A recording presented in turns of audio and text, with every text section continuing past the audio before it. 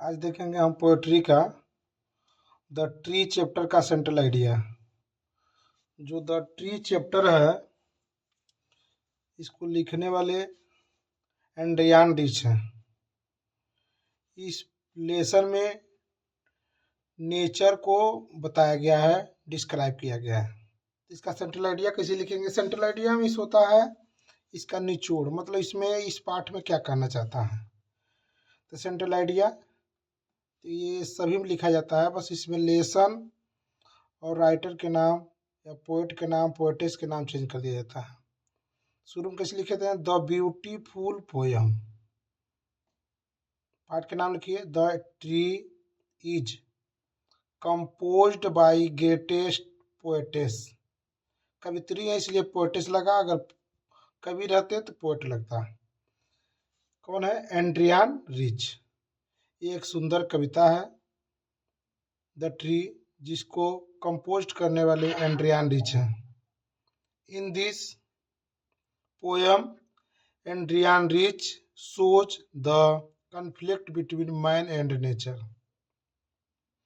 इस कविता में एंड्रियान रिच बताना चाहती हैं, दिखाना चाहती हैं कि कन्फ्लिक्ट माने संघर्ष करना, बिटवीन मैन एंड नेचर। मतलब इस कविता में एंड्रियान रिच बताने की कोशिश कर रही हैं, दिखाने की कोशिश कर रही हैं कि जो मनुष्य है और नेचर दोनों आपस में संघर्ष कर रहे हैं। Here A message is given by हर। उनके द्वारा एक मैसेज दिया गया, संदेश दिया जाता है कि डेट मीन्स कि ये few tree in our homes can not be called nature.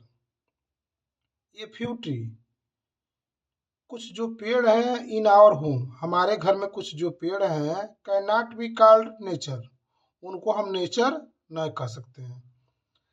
The real nature is the outside in the forest और ऑन द माउंटेन्स। अगर रियल नेचर के बारे में जानना है तो आउटसाइड होते हैं, न कि मेरे घर में।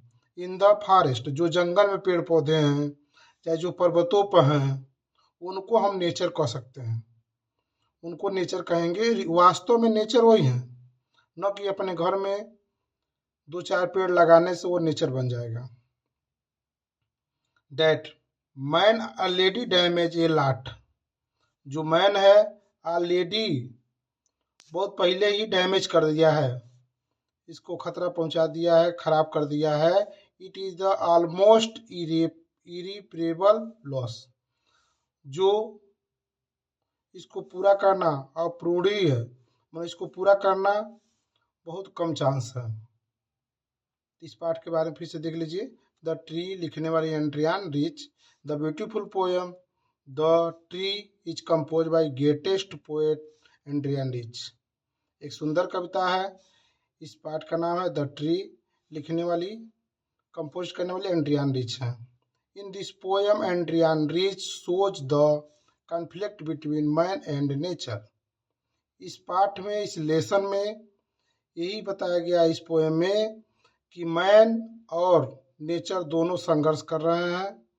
Here A message is given by हर। इसमें एक मैसेज दिया गया है उनके द्वारा, एंड्रियान रिच के द्वारा, that a few tree is in our homes can not be called nature. हमारे घर में जो कुछ पेड़े हैं उनको हम नेचर नहीं कह सकते हैं। The real nature is the outside in the forest और ऑन द माउंटेन्स। जो पर्वतों पर या जंगलों में पेड़ पौधे हैं उनको हम नेचर वास्तव में कह सकते हैं। That the man already damage a lot. आदमी ऑलरेडी बहुत से डैमेज कर दिया है, खराब कर दिया है। It is the almost irreparable loss. जिसको पूरा करना का है अपूरणीय, इसको पूरा नहीं किया जा सकता है। ये हुआ द ट्री का सेंट्रल आइडिया।